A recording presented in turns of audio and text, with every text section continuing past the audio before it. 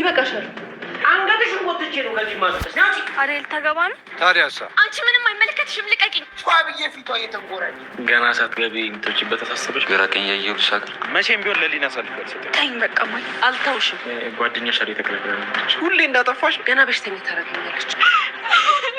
አንተ ከሃዲ ጠንቋይ ለራሱ ያቀም ማርተረትሽ ሊባል ለሊኮ መታከም ነው ደርስ ሄዳለች። የበላት እኔ እንደዛ ዋሽታ ጉድ አድርጋኝ። ይህ ሁሉ ነገር እኮ የተፈጠረው እኮ ባንቺ ምክንያት ነው። ለተማች አንድ ወንድን ማፍቀር ኩርፊዋ ሀገር እንደሚያስለቀቅ እያወቅ ሄለን ቤዛና ወንድሟ ከዚህ በፊት ሲጠነስሱት በነበረው ሴራ ምክንያት አበበና ሄለንን ሊያለያዩቸው ማለትም ሊያጣሏቸው እንደቻሉ አይተናል። ፍቅር አሹን አስጠቅሯለሁ ብላ ባሰበችው መሰረት እናም ደግሞ ከቤት እንዲባረር እፈልጋለሁ እያለችን በደነፋችው መሰረት አሹን እንደፈለገችው ሳታባረረው ቀርታለች። ማሚ ከፍቅር ይልቅ አሹን በማመን እናም እነሱ የሚሏትን በመረዳት አሁን ላይ አሹ አይባረርም እናም ፍቅር ከቤት አትወጭም ስትባልም ፍቅር ቤት ውስጥ ተቆልፎባት ትገኛለች። ሰላም ጤና ይስጥልኝ ውድና የተከበራችሁ ቤተሰቦቼ እንዴት ናችሁ? እኔ እግዚአብሔር ይመስገን በጣም ደህና ነኝ። በያላችሁበት ሰላማችሁ ይብዛልኝ እያልኩኝ እንኳን ወደ ቻናሌ በሰላም መጣችሁ እላለሁ። እንደዚህ ዩቲዩብ ቻናል ደግሞ አዲስ ከሆናችሁ ላይክ፣ ሼር፣ ሰብስክራይብ በማድረግ ቤተሰብ ሁኑ። እንዲሁም ደግሞ ሀሳብ አስተያየትም ካላችሁ ኮሜንት ላይ አሳውቁኝ። ለዛሬው ደግሞ ሰራተኛዋ አደይ ፊልምን ክፍል 169 ይዤላችሁ መጥቻለሁ። እስከ ቪዲዮ ፍጻሜ አብራችሁኝ ቆዩ። የፍቅር እናት አሹን ልጄን አደራ ብልህ እንዴት እሷ ብታናድድህ ልጄን ትተህብኝ ትመጣለህ? ቢያንስ ለእኔ ለእናቷ አትጨነቅም ወይ ስትል አሹን እየተቆጣችው ትገኝ ነበር።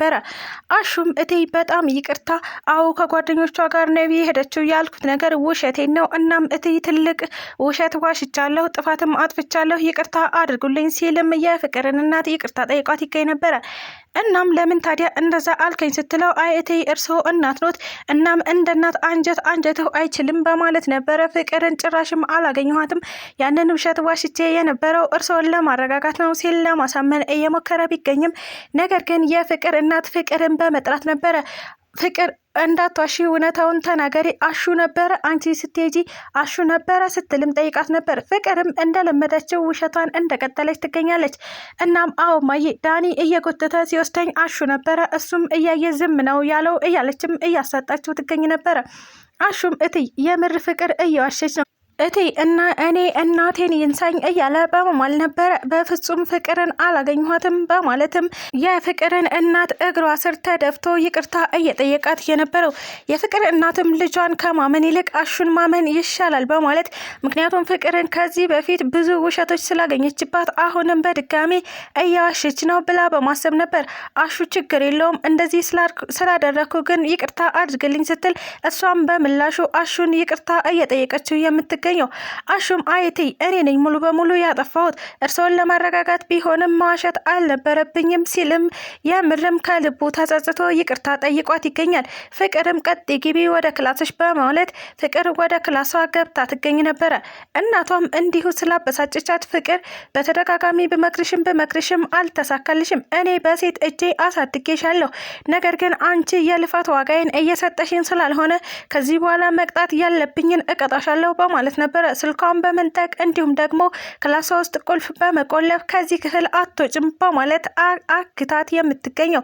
ፍቅርም እማዬ ክፈችልኝ እያለች ብትጮህም ነገር ግን በፍጹም እናቷ ልትሰማት አልቻለችም።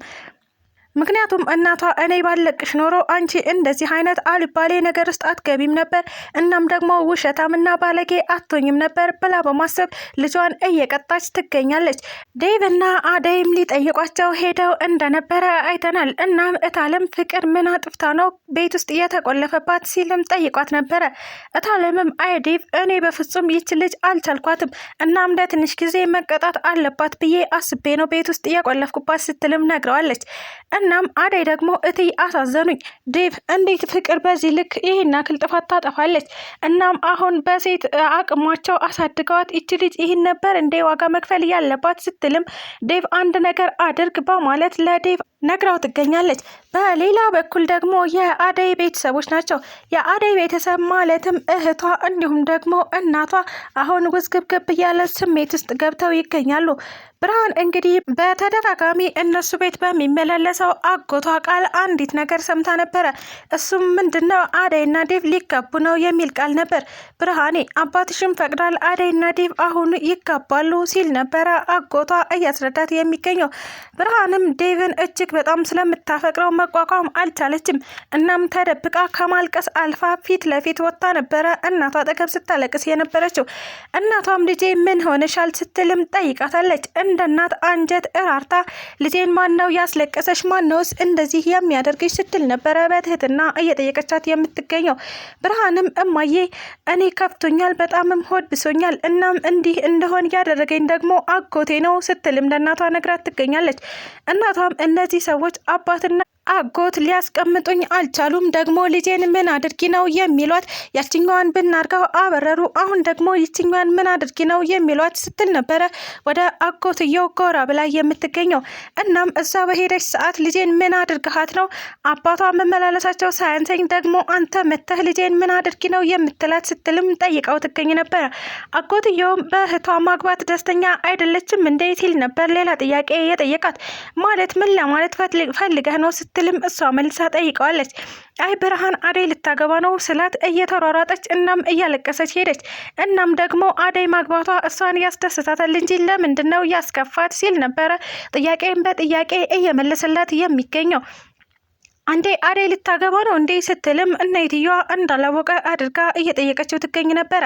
አሁን ልታገባ ነው። እናም የምታገባው ደግሞ ዴቭን ነው ማለትም ዳዊትን ነው። ባለፈው ከነ ዳይመንድ ጋር አብሮ መጥቶ የነበረው ልጅ እና ይህንን ስነግራት ነው ብርሃን እየተሯሯጠች ጥላኝ እየሄደችው ሲልም ለእናቷ ግልጽልጽ አድርጎ ነግሯት ይገኛል። እናይትየዋም እጅግ በጣም በመገረም እንዴት እህትማማቾች አንድ ወንድ ያፈቅራሉ? ማለትም ከዚህ በፊት ብርሃን ከዴቭ ፍቅር ይዞኛል ብላ ነግራት ስለነበረ እየተገረመች ወይኔ ልጆቼ እንዴት እንደዚህ አይነት ነገር ውስጥ ይገባሉ እያለችም እየተደነቀች ትገኝ ነበር። በሌላ በኩል ደግሞ ሄለንና አበበ ናቸው። ሄለንና አበበ ወደ ከተማ ጎራ ካሉ ሰንበትበት ብለዋል። እናም በቤዛና በወንድሙ ምክንያት በየቀኑ ጸብና መጣላት ሆኗል ስራቸው። እንግዲህ የቤዛና የዳኒ ዋነኛ አላማ ሄለንና አበበ ማለያየት ነበረ። እናም በእነሱ ጥረት መሰረት አሁን ላይ ሄለንና አበበ በተደጋጋሚ እየተጋጩ እናም እየተነታረኩ ይገኙ ነበር። ዳኒም አበበ ቤት ውስጥ አለመኖሩን በማወቅ ወደ ቤት ጎራ ብሎ ይገኝ ነበር። እናም ሄለን አጠገቧ ቁጭ ብሎ ዳኒ እንዴት መጣ? እህትህም የለችም፣ እናም ደግሞ አቤም የለም፣ ወደ ከተማ ሄዷል። አሁን አንተ እዚህ ምን ልትሰራ ነው የመጣኸው? ስትልም ጠይቀው ትገኝ ነበር። አይ ሄለን እኔ የመጣሁት አንቺን ፈልጌ ነው እያለም አበበ ጠጋ ማለቱን እንደቀጠለ ይገኛል። ሄለንም አይባሌ የሌለበት እዚህ ቤት አትምጣ ስትል እያስጠነቀቀችው ትገኝ ነበረ። በዚህ እሰጥ አገባ መካከል አበበ መጣ። እናም አበበ ሲመጣ ዳኒ እዚህ ምን ትሰራለህ? ቤዛም የለችም እና ምን ፈልገህ ነው የመጣኸው? ሲልም ጠይቀው ሲገኝ ነበረ።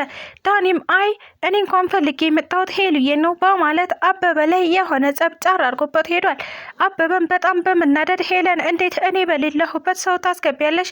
ለምንስ ነው ይህ ልጅ የመጣው? እህቱን ማስቀመጣችን ሳያንሰን እሱ ደግሞ ምን ሊሰራ መጣ? ሲልም ሄለንን ገላምጣት ይገኝ ነበረ።